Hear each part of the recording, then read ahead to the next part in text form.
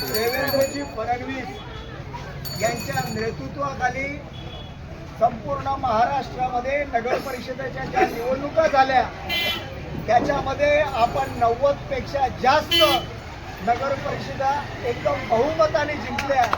त्याबद्दल मी आपल्या सर्वांच्या वतीने आपल्या सर्वांचे लाडके नेतृत्व देवेंद्रजी फडणवीस आणि आपल्या महाराष्ट्राचे प्रदेशाध्यक्ष रवींद्रजी चव्हाण यांचा आपल्या सर्व कार्यकर्त्यांच्या वतीने मी खूप खूप अभिनंदन करतो। भारतीय जनता पार्टीचा विजय असो।